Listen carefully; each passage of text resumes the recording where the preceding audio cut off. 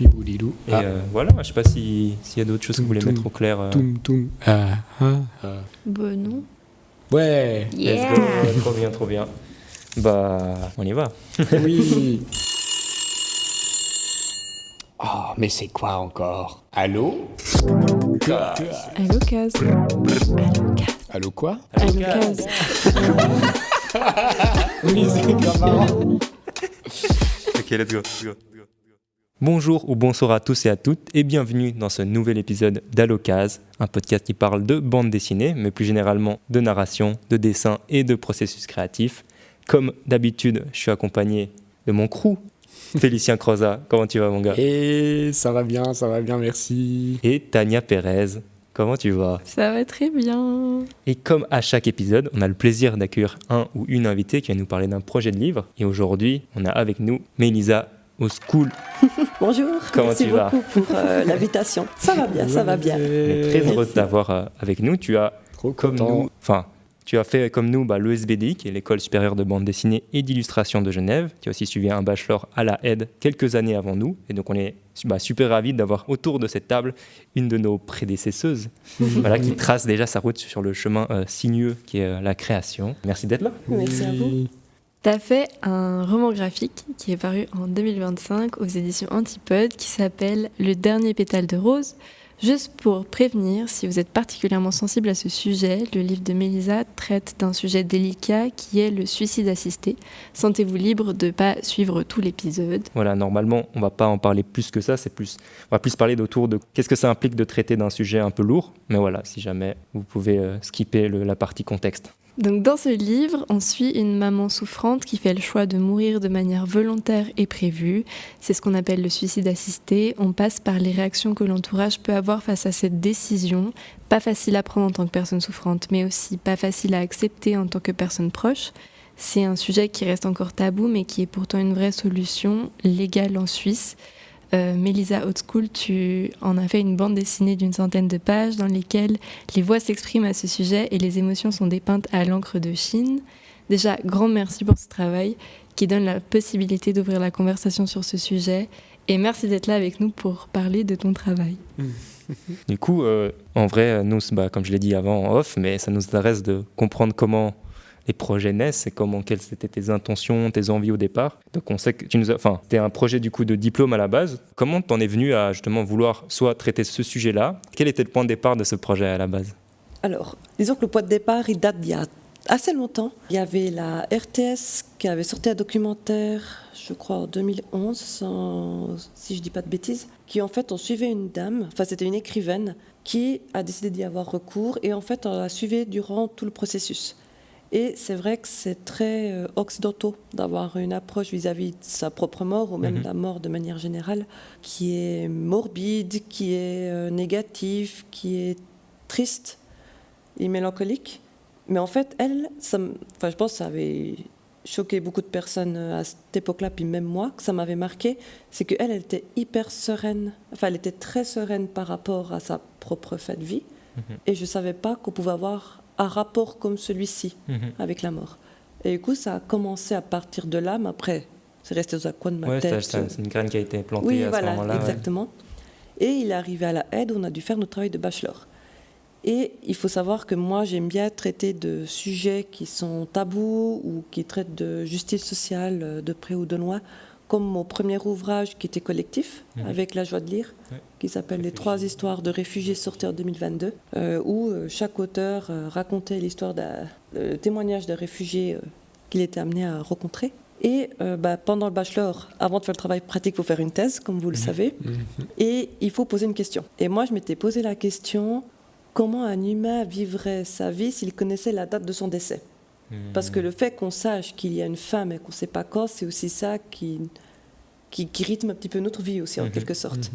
Et fil en aiguille, je suis venue au suicide assisté. Et puis c'est comme ça que ça a commencé. Ouais. Ok. Donc c'est par pure curiosité en fait. Oui, vraiment par pure curiosité, exactement. J'ai pas été touchée par ça personnellement ou quoi. Mais c'est juste, j'avais vu que ce sujet était traité souvent en ouvrages scientifiques, sociologie, documentaire, mais jamais en bande dessinée. Ou les fois où ça a été fait, c'est plus sur l'euthanasie, ce n'est pas du tout pareil. Il y a beaucoup de gens qui font l'amalgame en disant que le suicide assisté, c'est comme l'euthanasie, alors que oui, ça part de la fin de vie tous les deux, mais c'est vraiment deux approches très très différentes. Et sur le suicide assisté, qui est un peu propre à la Suisse, ça n'avait jamais été fait. Donc c'est aussi ça qui m'avait motivé à faire quand on parlait d'un tel sujet en bande dessinée. Donc ce que tu nous révèles là, c'est qu'il c'était pas un travail de témoignage. Tu n'as pas vécu ça quelqu'un de ton entourage. Non, pas personnellement. Tu sais que c'est fou parce que je pense que tu t'es bien renseigné, tu as beaucoup écrit, beaucoup réfléchi, mais moi j'ai l'impression qu'on ressent vraiment un truc comme si tu racontais quelque chose de très personnel et qui t'est arrivé, ou qui est arrivé à quelqu'un de proche. Et du coup, je suis bluffé de me dire que c'était juste le sujet qui t'a inspiré tout ça et que tu as réussi à retranscrire un peu. T'en as fait une fiction. C'est ça, genre. Oui, c'est pour ça que c'est une fiction basée sur des faits réels, dans le sens que j'ai quand même récolté des témoignages, je me suis beaucoup renseignée sur le sujet. Puis c'est aussi un sujet qui me tient à cœur, dans le sens que mon projet de l'ESBDI, ça parlait de mon propre, l'autobiographie, où j'ai passé les derniers instants auprès de mon père qui est décédé du cancer. Puis c'est vrai, voir partir quelqu'un comme ça de la souffrance, c'est quelque chose qui marque. Et puis que selon moi, personne ne mériterait de partir dans de telles conditions. Donc c'est aussi un peu pour ça, je pense que j'y suis sensible. Oui, totalement. Et puis Rose, le personnage principal de ma BD, en fait, elle est inspirée d'une grand-mère, d'une dame âgée avec qui j'ai vécu avec elle pendant mes études à Genève. Que comme j'avais pas les moyens de me payer un logement à Genève, je suis passée par une agence qui place des jeunes avec des personnes âgées. Et on paye beaucoup moins cher le logement, mais en échange, on doit rendre des services à la personne âgée en question. Puis moi, en l'occurrence, c'était de la tenir compagnie. Puis c'était quelqu'un qui était Alzheimer. Et en fait, c'était comme pour moi une grand-mère que je n'avais jamais eue. Et le personnage, du coup, s'inspire beaucoup de cette personne-là. Typiquement, quand les oiseaux, c'est quelque chose qu'elle-même, elle était assez sensible. Et puis, comme elle vivait seule, souvent, ces oiseaux, c'était ses amis. C'est fort, ça. Franchement, j'ai l'impression que tu as vraiment réussi à puiser en plein de trucs en toi pour arriver à là. Oui. Et j'ai l'impression que quand on lit, on a l'impression que c'est tellement linéaire. Enfin, linéaire dans le sens tout est super fluide, qu'on a presque l'impression que c'est une histoire qui existait déjà. Et je pense que tu avais un peu des questions parfois par rapport à ça. Oui, moi je me demandais en fait justement si t'étais plutôt, si soit c'était quelque chose justement qui était autofictionnel, qui t'était arrivé à une personne proche dans ta famille, ou si au contraire t'étais allé à la rencontre de personnes qui vivaient ça. Et donc là, de ce que tu exprimes, c'est que t'as recomposé avec des éléments de ta vie qui sont plus ou moins proche soit de la maladie, soit de la vieillesse, et en fait t'as réussi à créer une histoire en puisant là-dedans. Donc t'es pas en fait vraiment allé à la rencontre de personnes qui allaient avoir recours à ça. Non, pas, en tout cas pas au début. Mais après on en parlera après, mais le livre a été un peu fait en deux fois. Deux parties. Ouais. Mais c'est vrai que la première version de cette BD s'appelait juste Rose, mon travail de... Le diplôme, la aide. Oui, exactement. Qui est la Haute École d'Art et Design de Genève. Mais attends, j'ai juste perdu le fil. Pas de souci. Tu parlais de la première version de ton travail, et tu disais qu'en tout cas au début... Que tu croyais que c'était biographique, et puis en fait pas. Oui, parce que c'est une fiction basée sur des faits réels, mais en tant qu'auteur, quand on fait une bande dessinée... On se projette forcément, on met de toute façon une part de nous-mêmes dans ce qu'on fait. Même si c'est basé sur un témoignage ou sur une histoire vraie, il y a toujours une part de nous qui se trouve dans la bande dessinée. C'est sûr. Et ma part qu'elle a dedans, c'est typiquement dans les deux enfants en fait, de Rose. Donc Alexis et Laure. Ou Laura, je ne sais même plus le nom du personnage. Bref, les deux enfants. Et en fait, je me suis projetée à travers eux parce que ils ont chacun une réaction différente. Par exemple, le garçon, il est beaucoup plus compréhensif, mais presque au point de s'effacer par empathie pour sa propre mère, alors que la femme, elle est plutôt dans une approche assez, pas égoïste, mais elle le prend très mal, le fait que sa mère, elle parte dans ces conditions, elle le prend comme un abandon. Et je pense que moi-même, je serais pris de ces deux sentiments. Et du coup, ces sentiments-là, je les ai projetés à travers ces personnages. C'est hyper bien parce que vu que tu as les deux choix, on peut vraiment se représenter là-dedans. Et moi, j'ai trop pu relate sur le fait de prendre sur soi, être trop empathique et s'effacer. Et c'est assez cool. Je pense qu'on peut grave s'identifier Oui, à ça c'était aussi le but. Et que quand j'avais commencé ce projet, comme je ne voulais pas me baser comme sur les réfugiés où c'était vraiment basé sur un témoignage, là je voulais faire vraiment quelque chose de fictionnel. Et puis naïvement, je me suis dit au début, je vais récolter plein de témoignages et faire un peu un mix de tout ça. Sauf qu'en fait, c'est une situation tellement délicate qu'en fait, ce que j'ai représenté, c'est une situation parmi tant d'autres qu'il pourrait y avoir. Ouais. Voilà.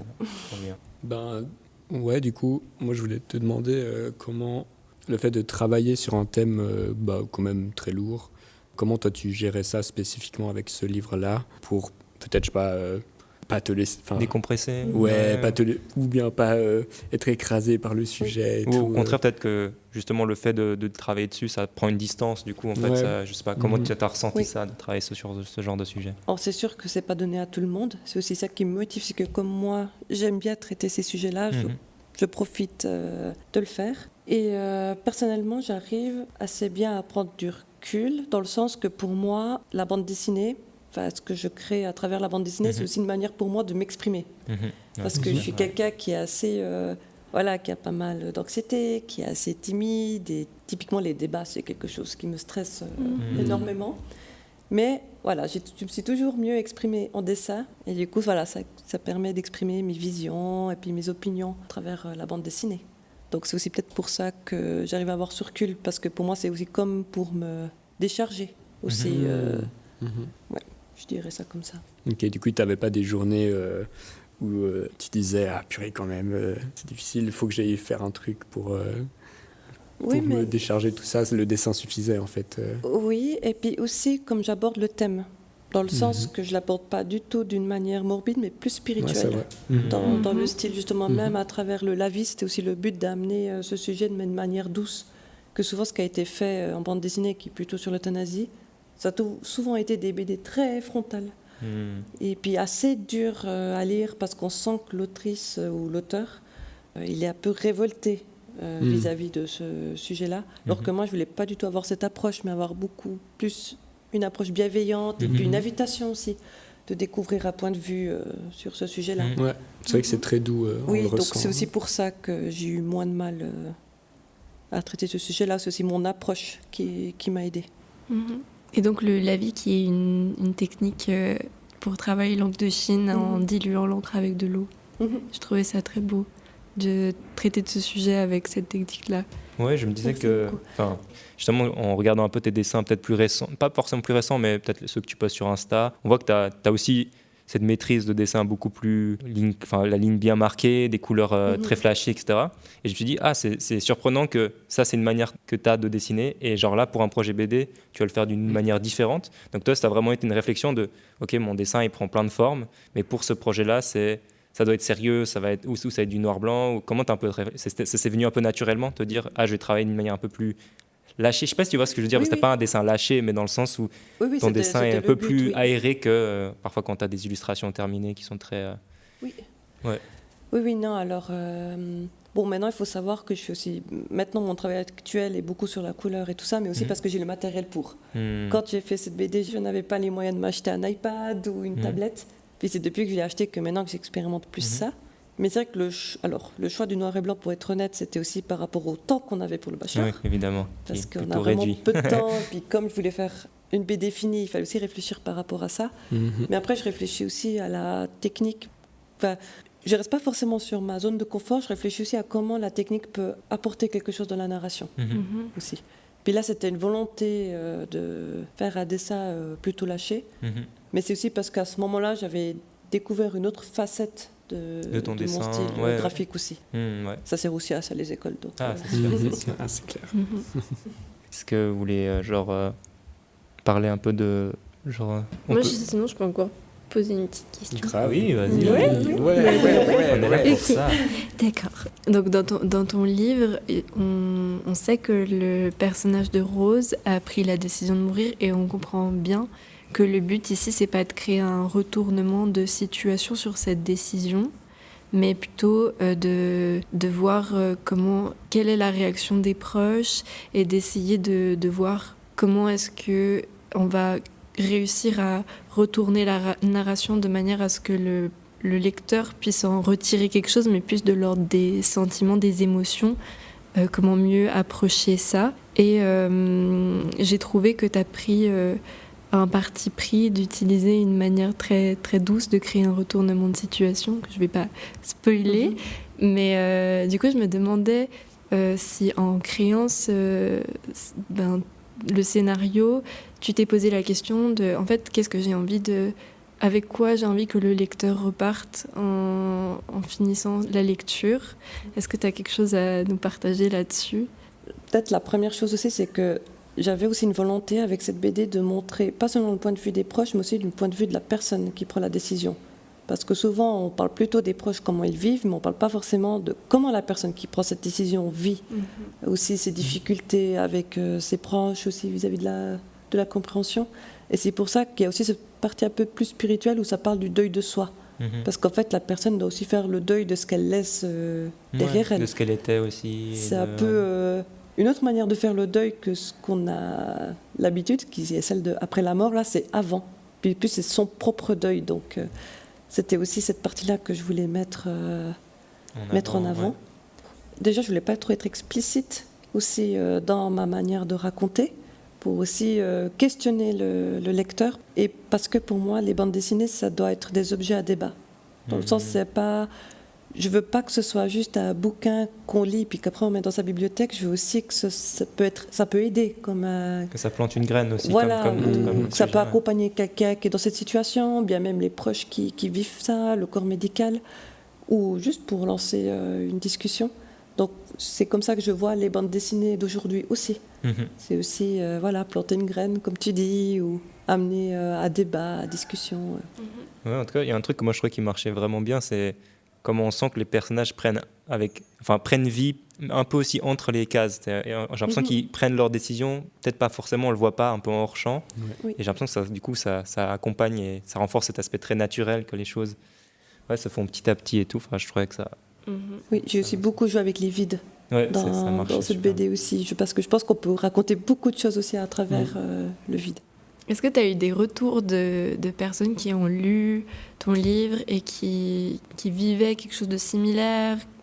Est-ce que tu as eu un retour de personnes qui t'a exprimé le fait que ça l'avait aidé en fait, à traverser quelque chose de semblable ? Oui, j'ai eu un retour d'une personne en particulier qui était venue à mon vernissage que j'ai fait à la librairie L'Inopiné à Lausanne, où elle m'avait raconté qu'elle avait un ami qui avait fait recours à ça, mais qu'elle n'avait pas accepté sur le moment. Puis du coup, elle s'est éloignée de la personne et puis elle ne l'avait plus recontactée. Puis entre-temps, la personne, elle est partie. Et c'est quelque chose qu'elle a beaucoup regretté. Puis en lisant ma BD, en fait, elle m'a dit que ça a fait comme une rédemption, dans le sens que ça l'a aidée à être en paix avec elle-même vis-à-vis de ça. Et du coup, pour moi, juste s'il y a une personne qui a ressenti ça, pour moi, j'ai réussi ma mission. C'est génial. C'est fort de fou, ça. C'est pour ça qu'on crée aussi, non ? Ouais, de ouf. Oui. Planter des petites graines, là. Trop chouette. Ça a dû être trop touchant. Oui, ça m'a beaucoup touchée. Puis j'ai dit, pour moi, j'ai réussi. Si c'est même une personne que ça l'a aidé d'une manière ou d'une autre, pour moi, j'ai réussi ma mission. Trop beau. C'est clair, ouais. En vrai, je pense qu'on fait un peu tout ça pour ça, tu vois, de créer, pour extérioriser des trucs, mais aussi pour justement que les gens puissent se reconnaître. Nous-mêmes, je pense que quand on se plonge dans des œuvres, c'est aussi pour ressentir des choses soit qu'on a déjà ressenties, soit, tu vois, agrandir un peu notre vision du monde et tout. Je sais pas, est-ce que vous avez des trucs que vous faites pour extérioriser un peu soit des événements que vous avez vécus, soit des émotions, que ce soit un peu créativement ou pas. Est-ce que vous avez des trucs que vous faites pour pas aller mieux forcément, mais en tout cas pour faire sortir des choses de soi, quoi. Moi, à une période de ma vie, j'allais pas mal courir parce que, je sais pas, je crois que j'avais cette énergie en moi de besoin de faire quelque chose de mon corps, surtout que c'était une période où on était à l'ESBD, où donc on passait nos journées assis derrière une table à dessiner. Et même si le dessin, c'est un bon moyen d'expression, c'est aussi un processus hyper long de se dire ok, je vais traiter de ça en histoire, et en fait tu commences à faire un découpage et tu sens pas tout de suite forcément les bienfaits de ça, parce que c'est quand même un processus laborieux, mais j'avais besoin de faire quelque chose de mon corps, alors j'allais courir Et, et maintenant, c'est quelque chose que je fais plus du tout. Et du coup, je me dis, c'est vraiment drôle parce que c'est vraiment quelque chose qui m'a accompagnée dans un moment de ma vie parce que ça allait pas et ça me faisait trop du bien. Je me souviens, genre, je prenais mes baskets, il faisait froid, il pleuvait ou il faisait beau, il faisait trop chaud. J'y allais, j'étais grave déter et ça m'épuisait le corps. C'était trop agréable. Mais c'est plus quelque chose que je fais. Ouais. Donc je pense que T'en ressens moins le besoin. Bon moyen. Ouais, je ressens moins le... Ou peut-être t'as trouvé d'autres moyens de t'exprimer. Ouais, et maintenant c'est drôle parce que maintenant je me demande à chaque fois que je vois quelqu'un courir, je suis en mode est-ce qu'il va bien? C'est marrant ce que tu dis parce que le dessin et la bande dessinée, enfin le dessin c'est un moyen d'extérioriser, mais la création d'une bande dessinée, toutes les étapes de réflexion, de découpage, tout ça, c'est vraiment... Enfin, c'est pas, tu te plonges pas dans un dessin. Et enfin, moi je trouve, c'est plus beaucoup d'étapes de réflexion et de changement et tout ça. Donc c'est pas vraiment, tu entres pas dans une transe et tu fais ton dessin et tout, comme ça peut l'être. Moi, ça fait ça à une période, là, un peu moins ces temps, mais où j'ai appris à jouer de la guitare un peu enfant et ça m'est resté comme un outil de full décompression avec vraiment que moi-même dans ma chambre, mes trucs, et où je peux vraiment un peu entrer dans cet état-là et ça me fait full du bien, ça me guérit l'âme, entre guillemets, et je trouve que c'est un bon moyen, très bon moyen de décompression. Mais Elisa, toi, t'as un truc que tu fais un peu qui te fait du bien, qui permet juste de, je sais pas, t'as décompressé du travail ou juste tu ressens un truc mais tu sais pas trop quoi et ça te permet d'un peu de trouver les mots. Bon, il y a déjà dessiner pour soi, car dessiner pour soi, puis dessiner pour des mandats ou pour une BD, c'est très différent. Sachant que quand on est indépendant, c'est très très dur de trouver du temps pour dessiner soi-même parce qu'à chaque fois on a de la productivité. Parce que je fais aussi en dehors des mandats, que je suis aussi graphiste, illustratrice indépendante, auteur de BD, enfin, une casquette comme tout indépendant. Exactement. Et puis à côté de ça, je fais aussi des festivals. Des conventions comme ça où j'amène mes productions personnelles. Et même des fois, quand on dessine pour soi, on a quand même ce truc derrière la tête. Ça pourrait être bien pour faire des stickers, des affiches. Ouais, exact. Du coup, on se détache jamais vraiment du boulot. Du coup, aussi apprendre à dessiner vraiment pour soi sans attendre. Par exemple, dans un cahier de croquis, moi je fais la plupart du temps. Sinon, aussi le sport. Mais plus la musculation pour le coup, parce que à force ça te permet de faire le vide. Oui, et puis aussi, comme maintenant je suis dessinatrice, illustratrice indépendante, on est tout le temps derrière le bureau, et puis les syndicats, ils prennent cher. Et douleurs d'épaule et tout ça, voilà. On perd les muscles un peu dans le dos. Du coup, ça sert aussi à ça, puis ça fait aussi penser à autre chose. Sinon, j'aime bien aussi marcher ou me balader dans la nature. Aussi. C'est trop important. Je suis quelqu'un qui vient de la campagne à la base. Là, j'habite à Bienne, mais à la base, je viens du Jura bernois. Donc, j'ai grandi dans la campagne. Et puis, ça, c'est une manière aussi de m'extérioriser. Ou sinon, simplement jouer aux jeux vidéo. Plutôt avec des gens, et du coup, ça te fait un truc un peu, une bulle un peu sociale ou pas forcément? Ça peut être juste une bulle où tu plonges toi-même. Tu parles de jeux vidéo, par exemple? Ouais, c'est ça, ouais. Ah non, toute seule pour plutôt, c'est ta bulle, c'est ton moment pour toi. C'est ma petite bulle, c'est mon moment pour moi. Je trouve assez intéressant parce que j'ai fait genre 6 mois de muscu, un truc comme ça, et je trouvais hyper fun le fait de se concentrer uniquement sur une partie de son corps. Et je trouvais qu'au final, je critiquais beaucoup le fitness et tout, mais je trouvais que cette partie-là, c'était hyper intéressant et que ça permettait vraiment de se reconnecter un peu à son corps. Je sais pas, de se plonger, genre les cervicales. Ouais, grave, ouais. Et d'être là, ok, là c'est juste, je sens, c'est genre mes épaules qui taffent et je trouvais ça assez surprenant, assez cool. Oui, tout à fait. C'est aussi le but, quand je dis que je fais un peu de la musculation, c'est pas dans le but de développer un muscle à fond, c'est ça, un peu biscotto comme ça. C'est plus le but, déjà prendre du temps pour soi aussi, prendre soin de son corps un peu en quelque sorte, et puis sa santé. Puis quand on a des douleurs comme ça aide beaucoup, donc c'est aussi s'autoriser à prendre un petit peu soit de soi, s'éloigner du boulot, et puis justement être concentré vraiment sur quelque chose, sur l'effort, et que du coup ça fait un peu le vide dans la tête aussi. Ouais, clairement, je pense que c'est quelque chose qui nous intéresse pas mal, de savoir comment font les gens pour trouver cet équilibre un peu entre... équilibre physique, mental, social aussi, parce qu'en soi tout est très lié, aussi, tu vois. Parce que Richard et moi, on a souvent parlé on a des douleurs, où on a eu des tendinites, ou des trucs comme ça, et du coup, vraiment, on se pose plein de questions du lien avec son corps, de pas l'oublier quand on est dessinateur et tout. Moi, c'est les cervicales, puis ça me crée des migraines. Ah ouais, moi, c'est je connais intense. bien les hein. migraines. Non, moi j'en ai souvent malheureusement, mais ouais. le sport ça aide justement à réduire les À crises. vrai dire, ouais. Ok. Trop bien. Parce que chez moi ça vient des cervicales puis des épaules à force Ah, d'être c'est fou. Puis- bizarrement le bras droit. Ouais. Bizarre. Est-ce Et, que tu sens que c'est quelque chose que tu dois faire attention maintenant? Maintenant, tu Oui. sais que, ok, après 1 heure, il faut que je me lève, je bouge un peu. Ou... oui. Ouais. Parce qu'il y avait un temps, quand j'avais terminé mes études, je m'étais mis au sport, puis ça m'avait fait du bien. Mhm. Après, j'ai arrêté 1 année parce que là, je me suis mis en tant fond, qu'indépendante ouais. et j'ai eu du mal à gérer ma vie, ma vie privée et puis le boulot. Mhm. C'était assez catastrophique à ce niveau-là. Et j'ai remarqué que mes crises de migraine revenaient D'un coup, ouais, beaucoup plus fort. J'en faisais peut-être 2 fois par semaine. Enfin, c'était ouais. Ah mon Dieu. ouais, non, c'était atroce. Puis c'est vraiment des migraines, c'est des crises, quoi. Vomissements, vertiges, Ah ouais, tu dois être dans le intense, hein. noir, pas le droit de...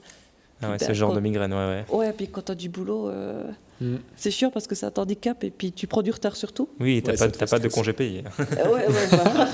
La joie d'être indépendant, yes. Mhm. Et du coup, le sport, ça sert aussi à ça. C'est aussi ne pas s'oublier sa relation avec son propre corps parce que c'est un peu bizarre de dire ça parce qu'on se projette dans nos projets, mais des fois, on a tendance un peu à s'oublier Mhm. en tant que personne. C'est clair, ouais. Et moi, je suis vraiment intéressée par des petits tips pour les migraines. T'en aurais à partager? Le sport, ça aide énormément. Après, moi, je prends des antimigraineux Ok. aussi qui aident vraiment beaucoup. Mhm.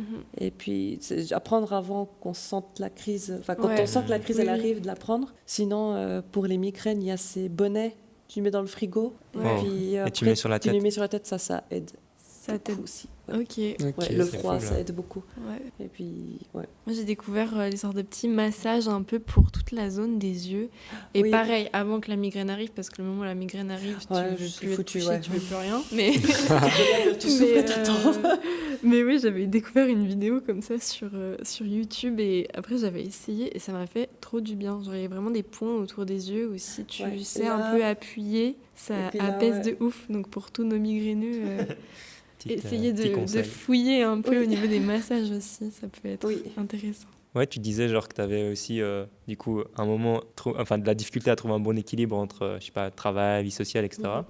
Est-ce que du coup c'est aussi quelque chose que tu prends en compte dans ton quotidien de ah bah là cette semaine je travaille à fond, il faut que j'aille faire du sport un moment, mais aussi ah je travaille à fond, il faudrait que j'envoie un message à un pote ou une pote pour faire un truc parce que sinon en fait je vais me retrouver toute la semaine tout seul isolé chez moi, tu vois. Oui, et puis aussi s'autoriser à prendre des week-ends.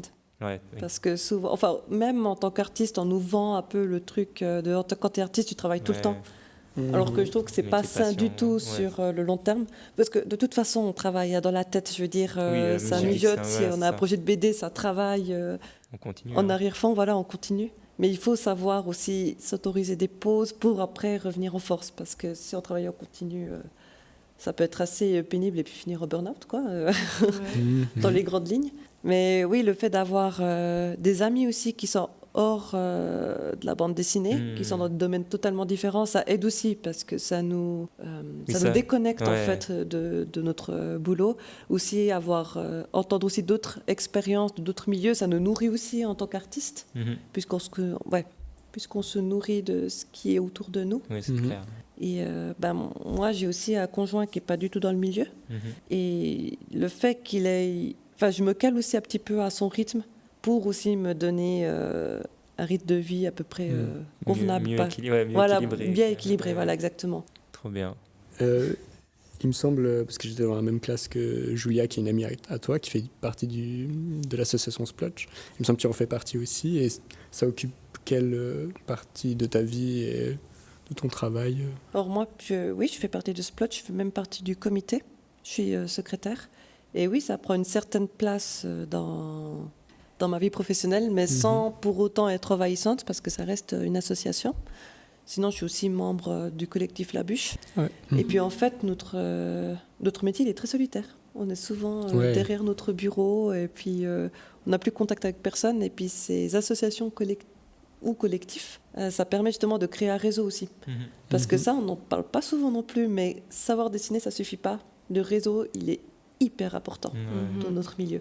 Et justement, ces associations, ça permet de rencontrer des gens, peut-être comme Splotch par exemple, qui regroupe des auteurs dits plus amateurs avec des qui sont dans le milieu. Et du coup, ça aide aussi à avoir l'expérience des autres. Et comme la BD, c'est difficile à entrer parce que c'est très niche. Et si on peut pas faire une école comme le SPD ou la aide, c'est une belle alternative de rentrer dans le milieu par ces collectifs. Est-ce que ça te nourrit professionnellement du coup Oui. aussi? Oui, aussi, parce que comme avec Splotch, par exemple, on sort un projet collectif par année. Quand tu dis un projet collectif, c'est quoi? C'est sous forme d'édition? Oui, c'est un petit forme... zine, ouais. Oui, c'est des fanzines, mais des gros fanzines du coup. Mais voilà, auto-édité par l'association. Et c'est des projets avec des thèmes, mais on est très libre de comment on le raconte. Et ça, c'est aussi chouette parce que comme il n'y a pas de contrainte éditoriale, ou c'est pas comme s'il y avait un client derrière nous, on peut vraiment profiter de tester d'autres techniques, d'autres approches qu'on n'aurait pas l'habitude de faire. En fait, comme quand on est à l'école. Sauf que quand on sort de l'école puis que c'est des clients derrière, on a moins cette possibilité d'expérimenter et aussi moins le temps de faire ça à côté du boulot. Ok, trop bien. Là, tu as parlé de contraintes éditoriales, etc. Nous, on est assez curieux de savoir aussi comment, une fois sortis des études, les gens font des projets, comment ils arrivent à trouver le temps ou à faire des démarches pour trouver des éditeurs et des éditrices. Toi, du coup, tu avais ton projet de diplôme qui était déjà sur ce sujet-là. Comme tu as dit, Rose, c'est ça, c'était le projet, on va dire l'embryon du projet. Voilà. Enfin, non, en soi, il était déjà fini. Enfin, tu as imprimé une première version. Oui. Qu'est-ce que tu as fait en fait? Ta démarche, tu as envoyé ce projet-là à plein d'éditeurs. Comment c'est passé? Est-ce que tu as moi, j'ai eu beaucoup de chance parce que c'est l'éditeur qui est venu à moi. Okay. C'est-à-dire que j'avais de toute façon comme projet de l'envoyer à des maisons d'édition et tout ça. Voilà, dont Antipode. Et puis en fait, la aide ont publié mon travail sur Instagram. Puis c'est Antipode qui m'a repéré puis qui m'a contacté via Instagram pour savoir si je voulais être édité chez eux. Ok. Et puis bien sûr, j'ai dit j'ai beaucoup de chance. La classe. Du coup, j'ai dit oui. Et puis avec eux, après, j'ai eu rendez-vous. Puis j'ai demandé, parce que je l'ai pensé comme un récyclo, mais il y avait d'autres points à aborder que je n'avais pas eu le temps de faire pendant... parce que voilà, comme c'était un travail de bachelor, on avait un temps limité. Du coup, c'était aussi voir avec eux aussi les retours qu'ils avaient à me faire. J'ai aussi travaillé avec le retour. J'ai eu le retour d'un auteur aussi sur Antipode qui s'appelle Marc-Antoine Berthaud, qui a fait le bouquin La mort appréciée, qui a été une grosse référence aussi dans ma thèse, puis que j'ai aussi pu avoir son retour. Et du coup, ça aussi permet de nourrir de nouveaux beaux projets. Là aussi, Rose a été aussi nominée pour le prix Art et Humanité de Genève, où là, j'ai pu rencontrer des gens qui étaient en train d'y faire recours. Donc c'était aussi très intéressant d'avoir leur point de vue vis-à-vis de ça. C'est nourri même une fois le diplôme fini. Oui, voilà. Des choses qui c'est pour ça qu'il s'est fait un peu en deux phases. Un second souffle un peu. Ouais, voilà, exactement. Mais justement, moi, c'est ce qui m'intéresse peut-être le plus, parce que je suis dans une situation un peu similaire à la tienne. Je suis en train de travailler sur une BD qui était aussi un projet de diplôme. Qu'est-ce qui a fondamentalement changé entre le diplôme et ta BD? Tu as refait des planches, tu as juste comblé des trous, tu as tout refait. Quel était là, en fait, ton travail après avoir fini le diplôme? Ouais, alors c'était comme un puzzle. C'est-à-dire que je n'ai pas tout refait, mais voilà, il fallait un peu jongler. Il y avait des pages qui sont venues entre. Il y a peut-être certaines cases que j'ai refait quand même. Il me semble qu'il y a quand même certaines planches que j'ai un peu changé la narration. Puis c'était aussi un peu un challenge parce que voilà, je voulais rajouter des points que je n'avais pas pu aborder dans la première version, typiquement l'accompagnante. Qui accompagne Rose, qui est hyper important en fait dans le processus, mais que j'avais pas eu le temps de la... Enfin, on la voit juste à la fin, mais elle a un rôle crucial dans cette histoire. Puis du coup, le challenge, c'était aussi de comment incruster les pages entre ce qui avait déjà été fait, puis aussi au niveau du style, garder la même patte et puis qu'on ne sente pas cette différence entre les pages. Donc moi, ça s'est fait comme ça. Après, je sais que Michael, avec Fenêtre sur Frousse, lui, il avait tout refait. Ouais. Oui, même l'histoire n'avait pas tant de lien à part le sujet. C'est ça. Mais moi, du coup, non, moi, c'était un puzzle. Ça, t'as travaillé combien de temps à peu près sur cette refonte du projet? Je suis sortie, à peu près 2 ans. 2 ans, mais pas à temps plein. Oui, bien évidemment. Voilà, parce que j'ai eu le parcours comme tout étudiant, j'étais au chômage, j'ai cherché du boulot, et puis je faisais ça à côté. Est-ce que tu as signé direct après la fin des études? C'était quelque chose qui s'est lancé assez rapidement? J'ai terminé en juillet 2022 et j'ai signé, il me semble, en mars 2023. Ok, donc ça, en fait, depuis le moment où ils t'ont repéré un peu sur Insta, ça a pris un peu de temps, du coup. Oui, Ouais. voilà, c'est ça, parce que le temps que la aide aussi publie. Ah, ils n'ont pas publié direct. Non, ils n'ont pas ok. publié direct, il me semble. Ok, ouais. Ouais, du coup, ça a pris un petit temps. Et est-ce que genre, tes éditeurs t'ont donné une deadline une fois que c'était signé? Ah, tu as 2 ans, ou comme vous aviez le temps, vous avez pris les choses, Oui, vous avez fait alors les il me choses? semble je crois qu'il y avait 2 ans, mais il n'y avait pas une deadline vraiment précise. Du coup, à ce niveau-là, j'étais assez libre. C'était plus vers la fin qu'on a quand même décidé une date pour que ça sorte au bon moment. Là, en l'occurrence, c'était pour le Salon du Livre en 2025. Mhm.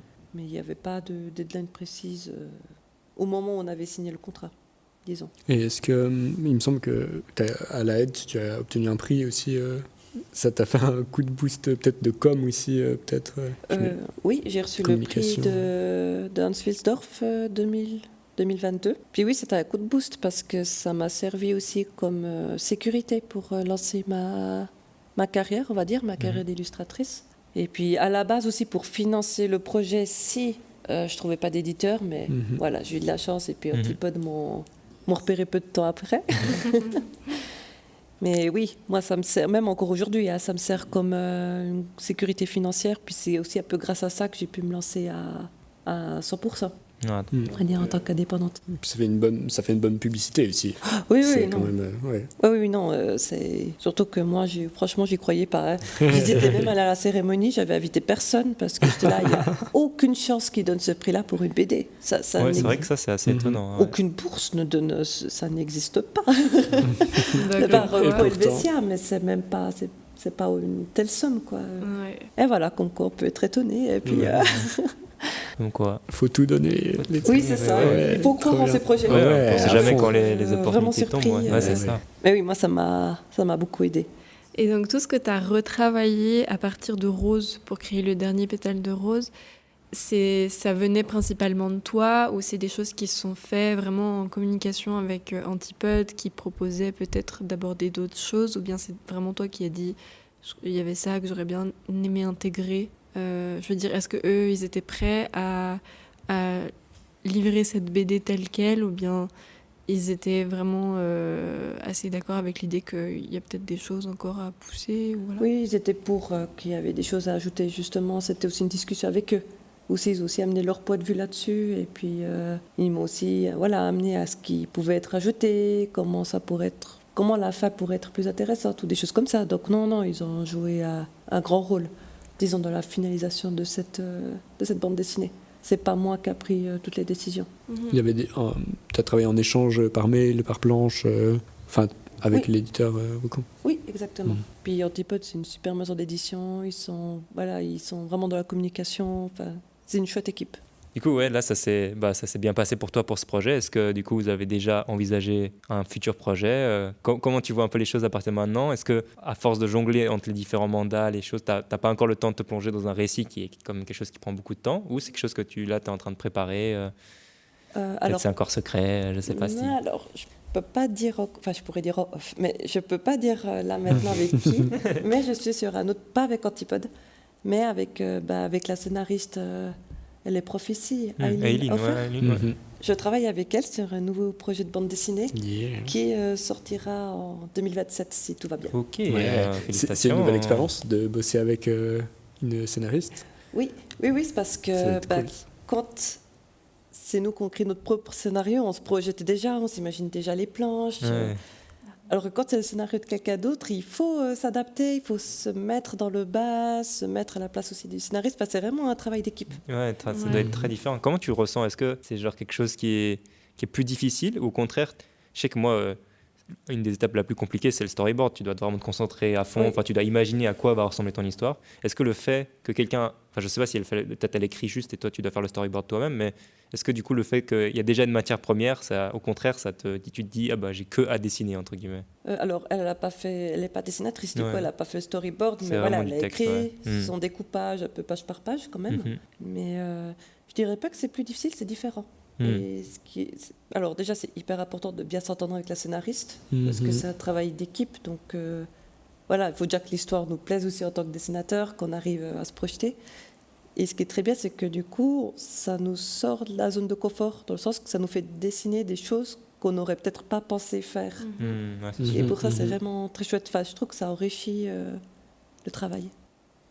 T'as une tête de quelqu'un qui veut dire un truc, ça. Non, je trouve ça hyper intéressant. des fous. Mais j'ai On pas de acquiesce. questions en tête. On Juste est là. envie d'écouter ouais, tout c'est le trop monde. bien. Ouais, grave. Elle est trop forte. Mais du coup, en fait, c'est donc une enseignante de la aide. Donc Ouais. tu as rencontré Au Salon du Livre. au Salon du Livre. C'est ok. elle qui m'avait fait la table ronde quand je présentais ma BD au Salon du Livre. C'est elle Ok. qui était l'animatrice, en fait, de la table ronde avec Fanny Modena. Et un bonjour, en août, elle me téléphone. Hey, dis, ça te dit de faire un projet avec moi J'ai des contacts avec telle et telle maison d'édition. Et puis ça s'est lancé comme ça, quoi. Mais Yeah. C'est super. Ouais, c'est Ouais. trop Ouais. cool. Là, tu bosses déjà dessus? Oui. Ok, Oui, oui. Et oui. puis on est sur le point de signer le contrat avec la maison d'édition. C'est pour ça Yes. que Ça devient- je ne vais ok. pas le dire dans le podcast. On croise les doigts. Oui, il n'y a pas de raison que ça ne se fasse pas. Let's Mais go, c'est let's go. juste, par expérience, tant qu'il n'y a pas de contrat, il n'y a rien qui est Ah, sûr. C'est comme ça, pour, c'est certain, ouais. c'est comme pour les devis quand on a des mandats, tant qu'il n'y a pas de devis signé. Ça, je le dis à tous les jeunes qui font des mandats, faites des devis parce que on peut trop se faire avoir trop facilement en tant que dessinateur, je trouve. Ouais, c'est sûr.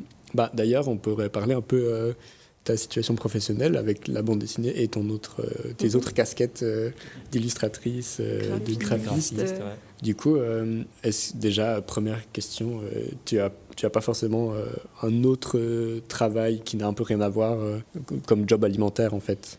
Non, je n'ai pas. C'est possible. Non, mais à la base, c'était l'idée. À la base, j'étais passée par la case chômage pour trouver un boulot dans le graphisme à temps partiel et faire mon activité indépendante à côté, la construire petit à petit, puis me lancer 100%. C'est tout l'inverse qui s'est passé, mais voilà, il y a des choses qu'on On est contrôle pas dans contente la sur vie. tous les plans là. Ouais, vraiment, ouais. Du coup, tu as un statut d'indépendante. Oui, c'est ça, depuis Ouais. une année et demie maintenant. Ok. Ouais. Yeah, Ouais. trop beau.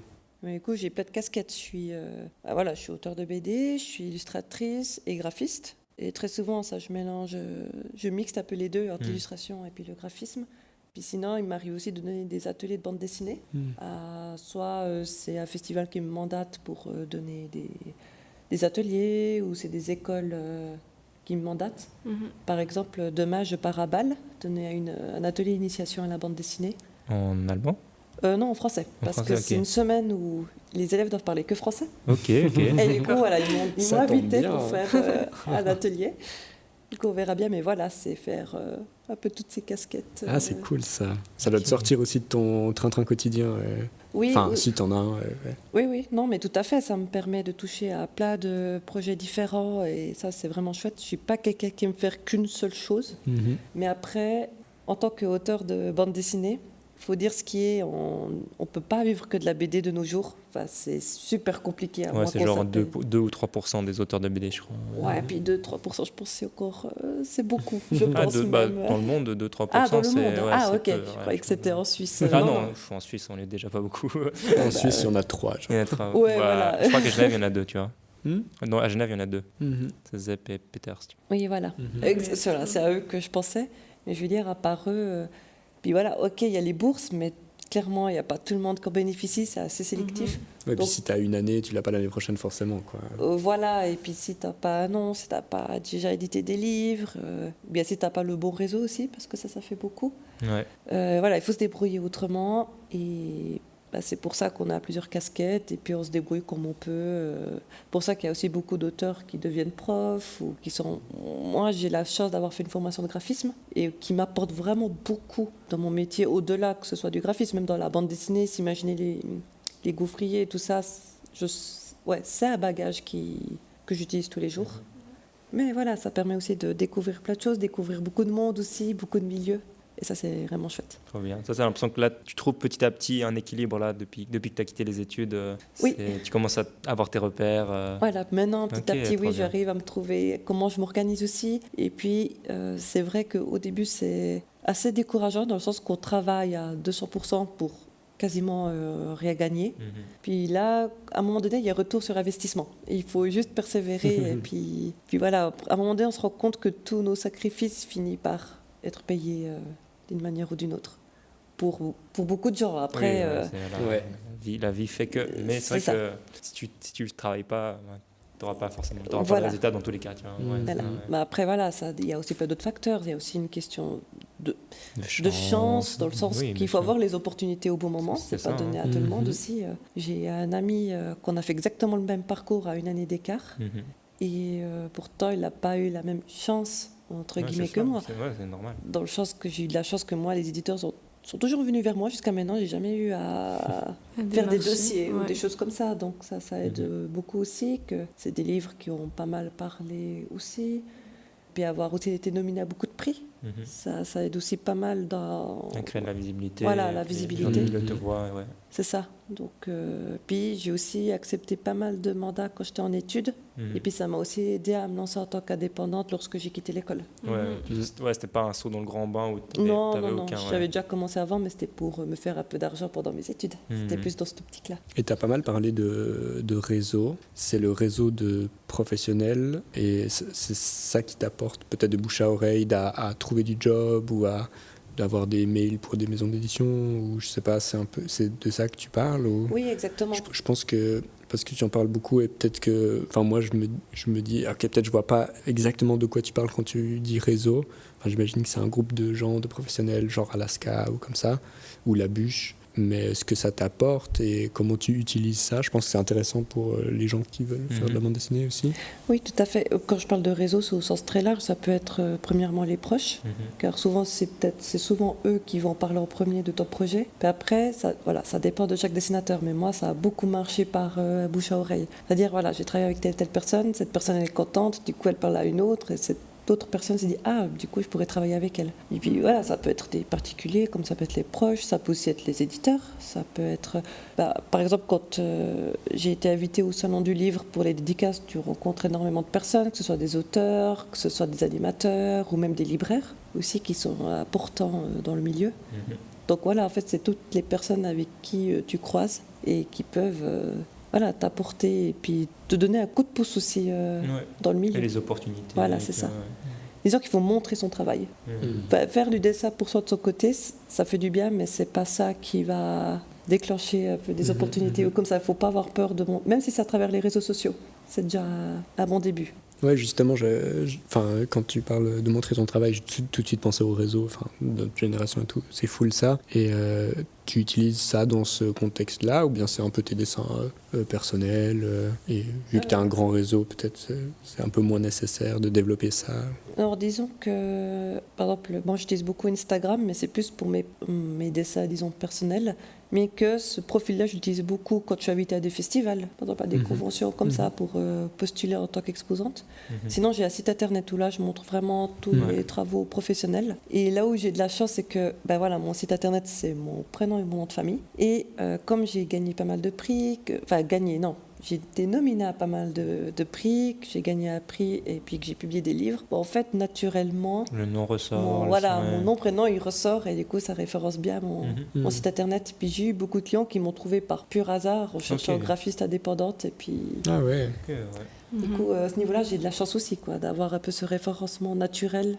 Mais du coup, j'utilise un peu ces deux plateformes, mais de manière séparée. Comme ça, je montre aussi à côté de moi un peu plus personnel sur Instagram, ce que je ne montre moi dans mon site internet. Ok, nous j'ai une petite question là à Michael qu'on a eu précédemment qui disait que lui, au début, il a vraiment démarché énormément de gens, envoyé des mails à ses anciennes écoles pour trouver un peu des mandats. Pour tout ce qui est mandat, même peut-être plutôt graphisme, etc., est-ce que du coup tu fais encore des démarches pour trouver des clients ou tu as l'impression que là tu commences à avoir un équilibre où les gens viennent un peu à toi et évidemment tu ne peux pas tout accepter donc tu arrives à faire la part des choses là-dedans? J'ai jamais dû faire de démarchage. Ah ouais, oh là là. Il y a tout qui est venu. Tu es l'exception qui confirme la réalité.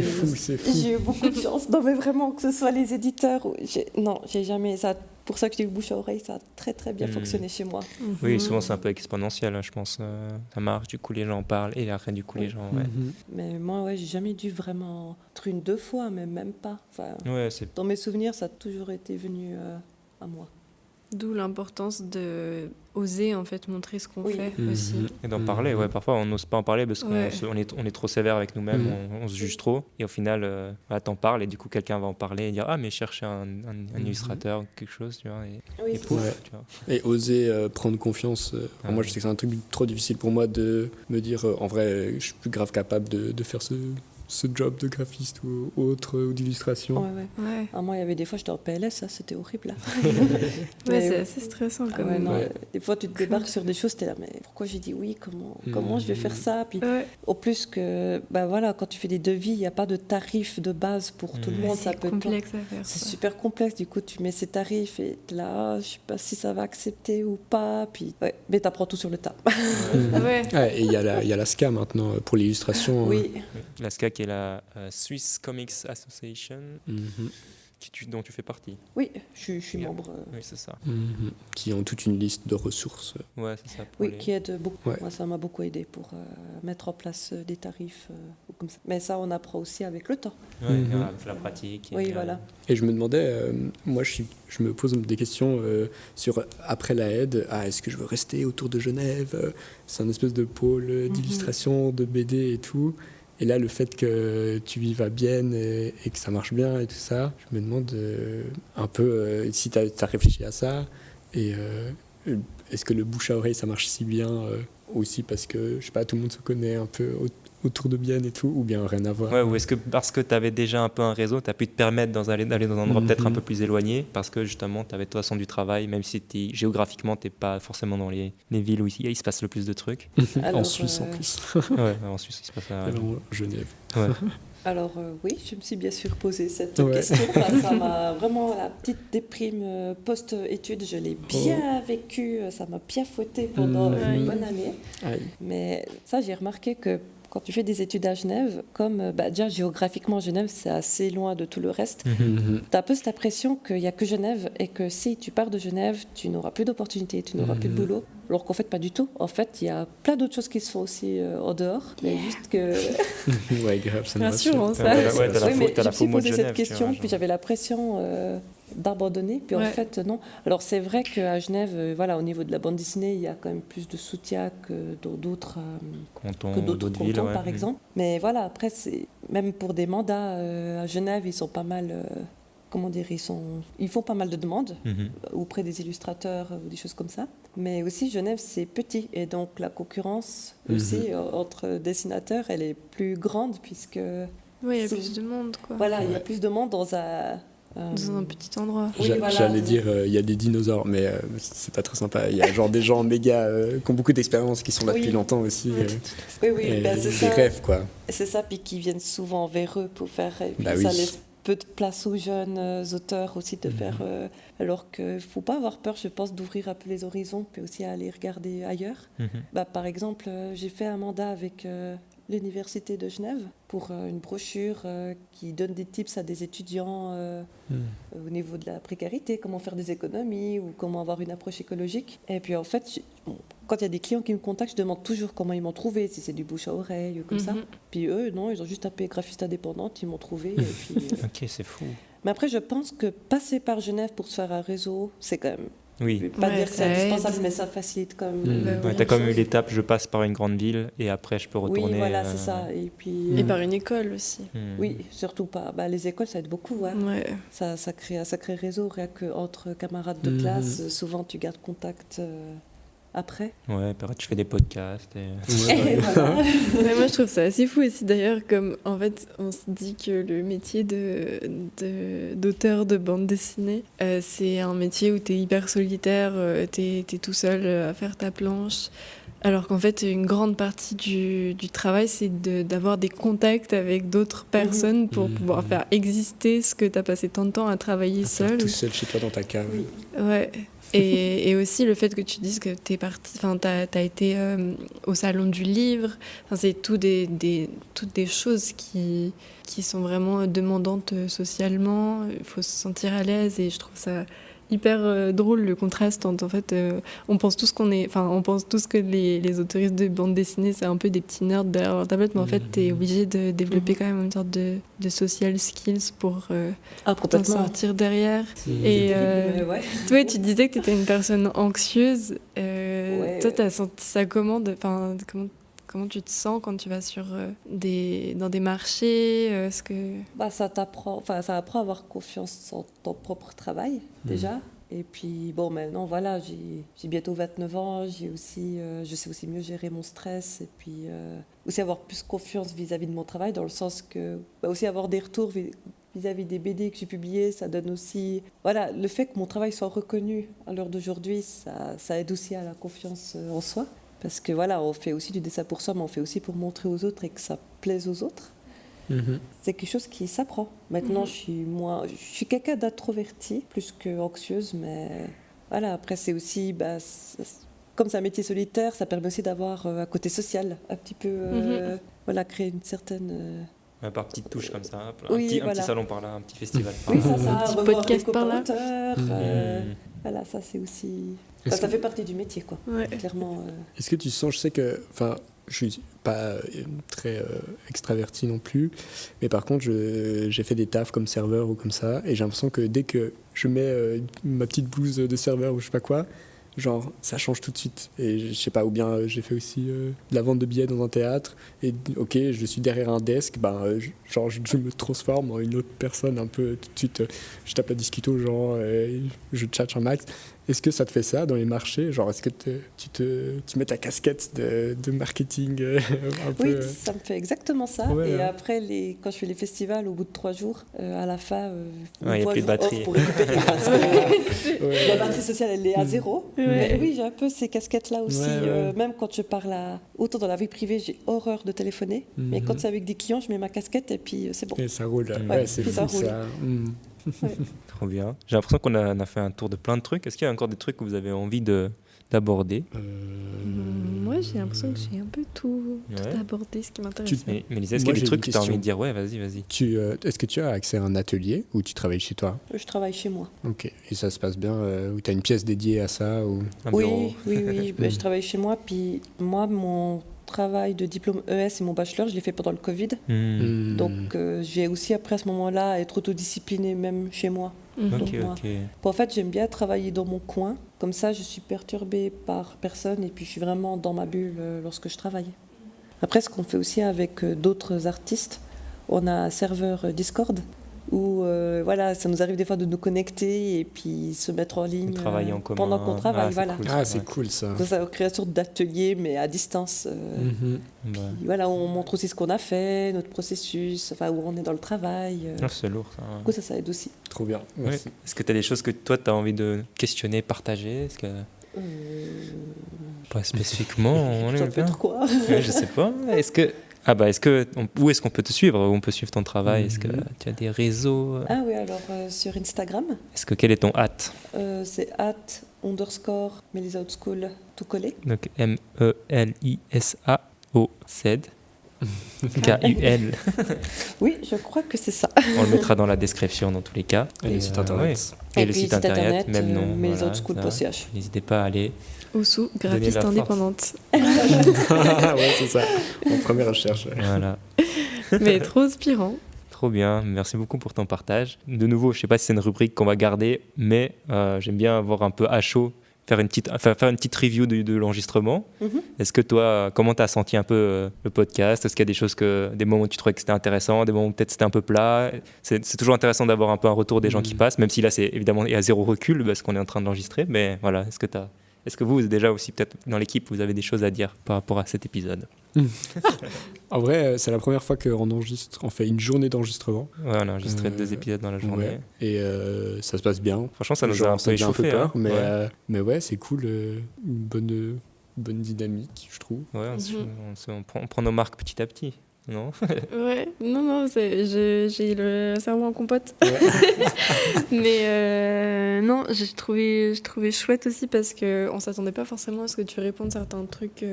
Enfin, par exemple, moi je pensais que c'était plutôt autofictionnel, enfin autobio. C'est vrai. Et du coup, j'ai trouvé ça chouette juste de découvrir des choses en Ouais, t'écoutant l'envers du répondre. décor, ouais.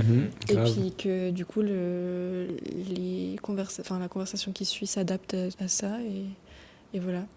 J'arrive pas à réaliser si on a beaucoup parlé de ton projet de BD ou si c'est passé très vite. Dans ma tête, c'est passé très vite. Mais voilà, enfin, trop chouette d'avoir abordé plus de trucs que ça aussi. Voilà. Ouais, grave.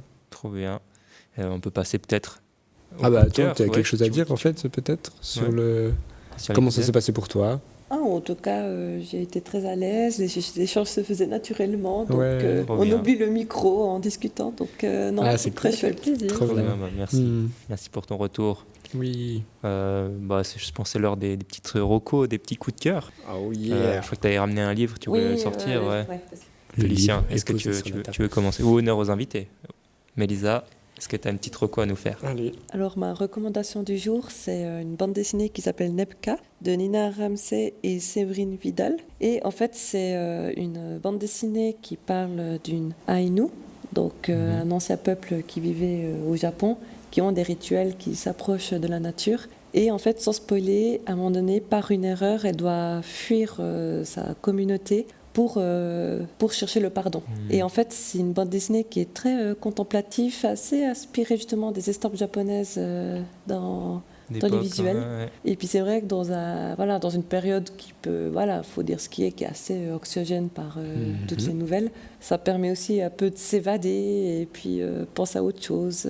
Avoir une BD qui traite un peu des sujets, disons, personnels, de recherche de soi, de manière légère et puis onirique. Trop bien. C'est quelle édition maison d'édition Aux éditions Robert Laffont. Ok. En tout cas, ça a l'air très joli. Si jamais On voit le livre. C'est pas très la radiophonique, couve, mais ça donne vraiment envie de le lire. Je le passe après. Avec plaisir. Vas-y, j'y vais. Alors, aussi dans l'idée de s'évader un peu ces derniers temps, j'ai un peu rattrapé mes années perdues d'adolescent et j'ai regardé plein de films des années 2000 ces derniers temps. Et c'est super, ça me fait trop du bien. Que des films... C'est le téléphone. C'est le téléphone, Richard. Pardon. Ok, je recommence tout. Ok, j'ai regardé plein de films des années 2000, des rom-coms. Franchement, c'est trop bien. J'ai découvert Princesse malgré elle, gros banger de 2001, en anglais, Legally Blonde, qui est hyper bien. C'est très drôle, c'est hyper léger. Pour le coup, c'est pas très spirituel. Mais voilà, à regarder entre potes, en mangeant des pop-corn et je sais pas, en se remettant dans la peau d'un adolescent, mais avec que les bons côtés. C'est Genre vraiment teen movie des années 2000. Ouais, full teen movie des années Trop 2000. Oh, c'est trop bien et C'est un peu ça. Là, on est un peu dans l'époque, comme vu que c'est des cycles, les Ouais, modes ça- et tout. ça Là, revient. je pense que les années 2000, ça. Et ça revient fait du fort. bien de voir ça, c'est fou là. Tous les films maintenant Netflix un peu pourris, bah regardez des films des années 2000 ou des années 90, c'est hyper bien. Voilà, c'est ma reco. Trop bien. Je vais aussi recommander un film que j'ai vu hier soir. Genre, j'avoue, c'est un film assez perturbant et déstabilisant. Si vous êtes sensible à tout ce qui est un peu dégueu, grouillant, rouillé, machin, bref. C'est un film de stop motion qui s'appelle Mad God, par un boug qui s'appelle Phil Tippett, qui est un gars qui bosse sur les effets spéciaux sur plein de films méga connus des années 80, genre Star Wars et tout. Et c'est un film qu'il a commencé il y a genre 30 ans. Je crois pas qu'il a bossé 30 ans dessus, mais au moins 10 ans pour c'est sûr. Mais il a commencé à 30 ans. Et c'est genre, en gros... L'histoire, je sais même pas si je peux la raconter, c'est juste une sorte d'aventurier qui va en enfer, où on sait pas trop, et il se passe que des trucs hyper gore, c'est rouillé de partout, c'est crasseux et tout. Enfin, c'est vraiment une expérience plus visuelle et d'univers qu'un truc historique. Et genre, je sais même pas si j'ai aimé en vrai. J'étais un peu, j'avoue, j'étais un peu genre, c'est pas le truc qui veut t'emmener, mais justement, ça faisait longtemps que j'avais pas vu un truc où tu sais pas qu'est-ce qui va se passer et tout. Et t'es un peu dérangé et tout le long. Rien que le fait que c'est un taf qui a été fait sur aussi longtemps, je sais pas, ça mérite le fait d'être vu, je trouve. Enfin, je trouve ça trop fort de prendre autant de temps pour faire la stop motion, parce que c'est un truc qui prend tellement de temps que voilà, j'avais envie de partager ça. Mad God de Phil Tippett. Tania, est-ce que tu nous clôtures les coups de cœur? Oui, bien sûr.